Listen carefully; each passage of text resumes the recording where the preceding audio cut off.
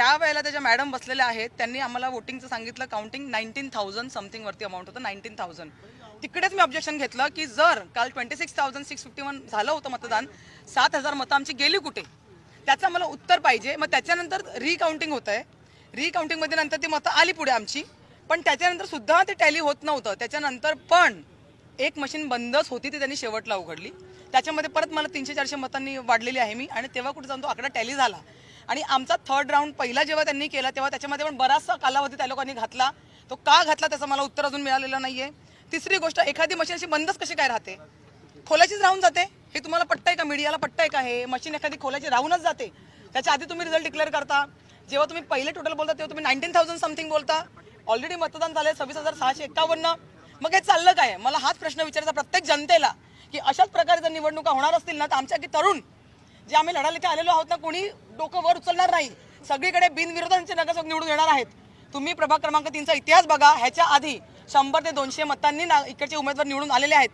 5 ते 6 हजार मत आलं कुठून? मी ग्राउंडला काम केलेलं आहे, माझं मला काउंटिंग माहित होतं, मला किती मतदान येणार आहे. 3 ते 4 हजार मतं पहिल्याच राऊंडला कशाने जास्त पडतात? ह्याच्यावरून सरळ कळतं की ह्या लोकांनी सगळं ईव्हीएम मॅनेज केलेलं आहे. दुसरं, काल एमटीएनएलचं जे बूथ आहे, बऱ्याच ठिकाणची मला कंप्लेंट आली, पण स्वतः मी जिकडे आक्षेप घेतला, एमटीएनएलच्या बूथवर हे प्रकाश दरेकर स्वतः बसले त्या बूथच्या समोर, म्हणजे हा गेट आणि इथे बसले आणि म्हणत होते कमळला वोट द्या, 4 नंबरला वोट द्या, कमळला वोट द्या, 4 नंबरला वोट द्या. तिकडे निवडणूक आयोगाचे लोक होती, पोलीस प्रशासन होतं, पण कोणीच काही बोललं नाही.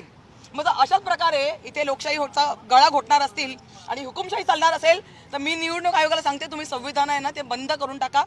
आम्हाला सगळ्यांना सांगून टाका की इथे आमचीच मनमानी चालणार. आमच्याकडे कुकर वाटप केले, मिक्सर वाटप केले, पैसा वाटप केले, आम्ही व्हिडिओ रेकॉर्ड केले, पोलिसांना कंप्लेंट केली, निवडणूक आयोगाला कंप्लेंट केली, पण कोणीच आम्हाला दाद नाही दिली. मग असं होणार असेल ना तर मीडियाच्या माध्यमातून प्रत्येक जनतेला विचारते, येणाऱ्या काळात तुम्ही लक्षात ठेवा, तुमच्या मताला किंमत तर राहणार नाहीच, तुमच्या मतदानाची पण भाजप सरकारला, ही असंविधानिक भाजप सरकारला तुमच्या मताची गरज राहणार नाही.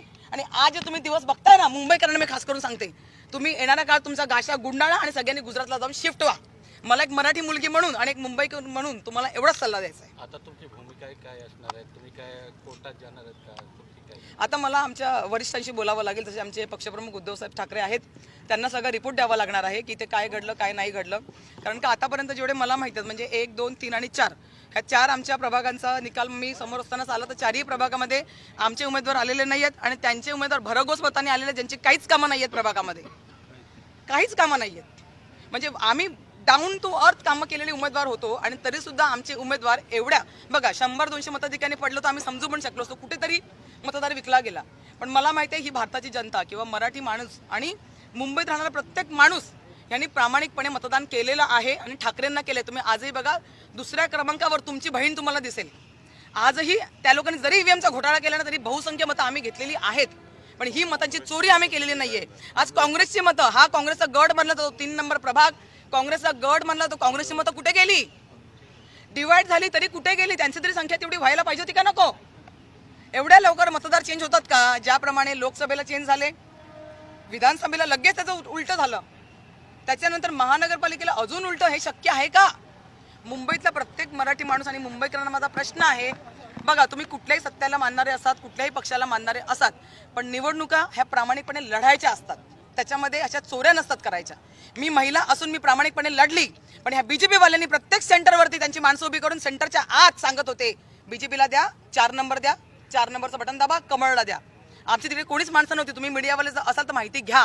आम्ही ही निवडणूक प्रामाणिकपणे लढली आणि मी तर म्हणते मी शेवटच्या क्षणापर्यंत लढली. आणि ज्या मतदारांनी आज मला मतदान केलेलं आहे त्याचे मी प्रामाणिकपणे खूप आभार मानते. आणि हा लोकांसाठी उभा केलेला जो लढा आहे तो मी इथेच थांबवणार नाही.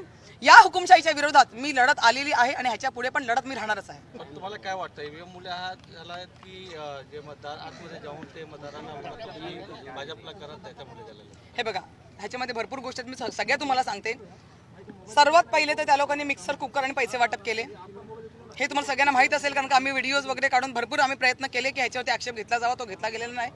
दुसरा विषय, निवडणूक जेव्हा चालू होती तेव्हा त्या आतमध्ये जाण्याला परमिशन फक्त त्यांच्या प्रतिनिधीला असते आणि उमेदवाराला असते, पण तरी सुद्धा यांचे ते प्रवीण दरेकर साहेब असतील, ते बाळकृष्ण ब्रिज साहेब असतील, सगळे आतमध्ये फिरत होते. कसे फिरत होते आम्हाला नाही माहिती, पण जर का माझ्याशिवाय किंवा माझ्या प्रतिनिधीशिवाय कोणी गेला का तिकडे त्यांना पोलीस अडवत होते, त्यांना सोडत नव्हते. दुसरा विषय हा. तिसरा काउंटिंग संपल्यानंतर सुद्धा हे दरेकर कुटुंब प्रत्येक सेंटरवर जाऊन 10-10 मिनिटं थांबत होते. ते काय करत होते आम्हाला नाही माहिती.